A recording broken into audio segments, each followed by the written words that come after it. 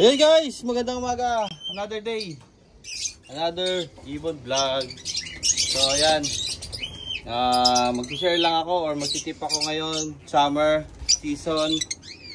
Ayan. Ito yung mga ibon natin, no. Ayan. Yung mga nakabreed tayo ngayon. So papakita ko sa inyo mamaya kung ano yung i-share ko. So abangan nyo hanggang dulo yung ating video. So yun lang guys. So ayan guys, tip number 1. Kailangan mo ng spray bottle. Lalo na kung ganitong area mo, open and sobrang init. So ayan, ito yung aming lugar. Nasa gilid.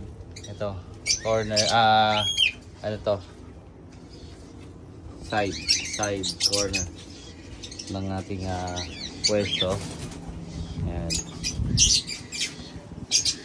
So yun guys, pagpasensya nyo na hindi ako malinis sa ibonan, pero lahat naman yan sinisigurado ko malakas at healthy.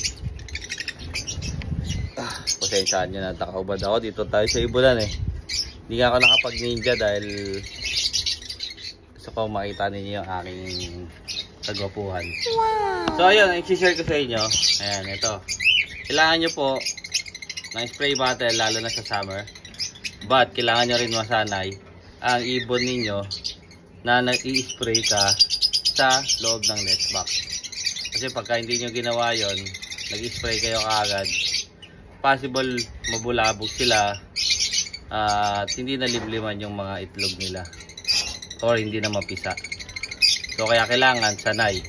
So yun baka sabihin nyo turo ko mali But anyway, depende pa rin naman sa inyo kung susundin ninyo yung aking tinuro. Dito tayo sa unahan, project o possible bronze, no? Ito yung ating painakay. Tatlo yan tatlo. Yan. Ini-sprayan ko yung loob. Ito kasi malalaki na, pero sanay naman kasi ang mga yan. So hindi nyo pwedeng isprayan ang ibon niyo nang hindi sanay.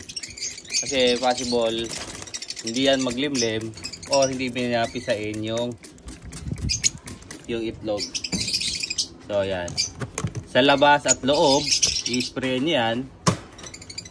No? So yan. So ito second nest box. 4. Kakapisa lang. Siguro mga 2 weeks. Ini-sprayan ko yan. Gulo ang kalat ng nest box niya, no? Naghahakot kasi. So ito naman project Lotino Opa. Project Remino. Parblo yung pares niya na yun. Pero mga split pa lang yan. Gumagawa pa lang ako. Ito bali third batch na to Third batch pero tignan nyo naman. Perfect pa rin. 4 of 4. Ayan. So guys, third nest box pero wala pa nga itong anak. Ang ginagawa ko, sinasanay ko pa lang sila sprayan sa loob ng nest box. Kasi possible. Ito ano po. Wala pa project PSL Aqua Tail Palo. Wala pa yan, nakaka-pairing ko pa lang yan. Ayan sila, PSL Aqua. Ayaw magpakita yun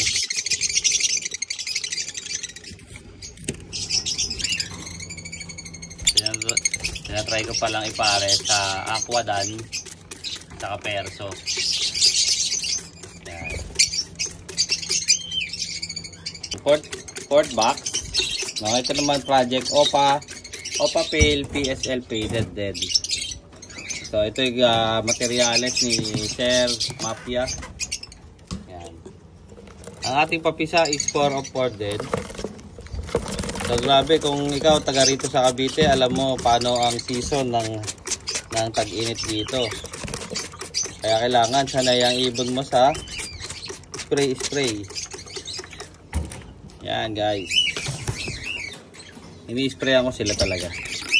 Hindi for the vlog ha, ini-sprayan ko talaga yan. Kasi pag yan, hindi sana yung ibon mo sa spray. Ligwak yung mga ibon mo. So ito naman, mapipisa na to eh.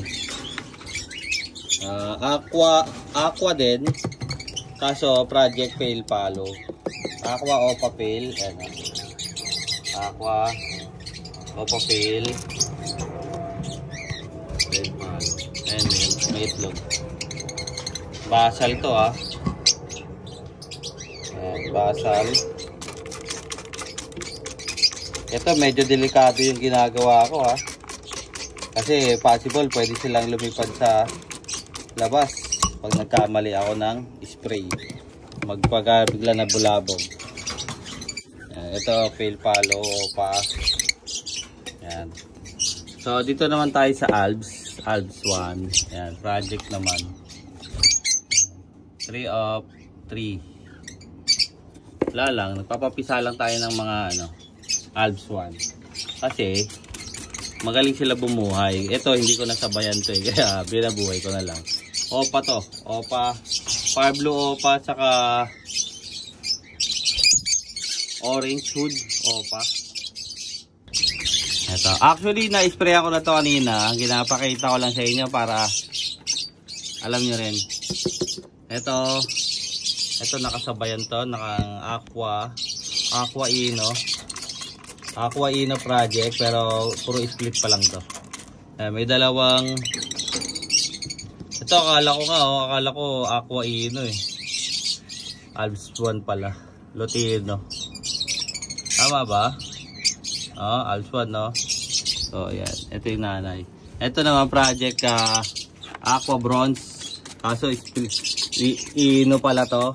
May kargang Ino pala tong Alps 1. So kaya naglalabas siya ng bronze saka naglalabas siya ng aqua.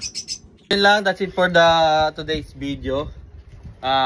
Sana may natutunan kayo or kung gagamitin nyo man siya, kailangan mag-start pa lang kayo sa hindi pa nag-iitlog ha. Kailangan nesting pa lang, nag-i-spray na kayo, lalo lang ngayon tag-init. Kahit hindi kulob yung breederan nyo, kailangan at least may moisture talaga kasi lahat ng mangiging nest box ninyo pag walang moisture sa loob ng box mabubugok, hindi mapipisa, promise, kasi na-experience ko na yan. So may nagturo sa atin si Makoy, tinuruan niya tayo na kailangan mag-spray tayo sa loob ng nest box. So Valenzuela pa lang ganyan na ginagawa ko. Alam ko may vlog na rin ako niyan pero gumawa tayo ng panibago. So mamaya papakita ko naman sa iyo yung last na ginagawa ko tuwing summer. So ayan ha.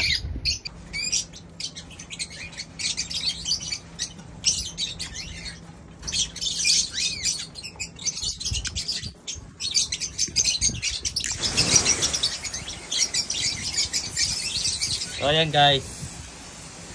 Ito yung aking last na ginagawa sa aking ibunan. So mamaya uulitin ko to kasi di pa masyado mainit dito sa parte na to, itong wall.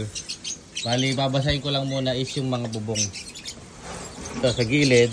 Yan, kanina binasa ko niyan bago mainit dito para hindi mabigla. Yan, basa talaga ha? Hindi pwede yung basa lang. Yan, talagang babasahin mo siya. Yan.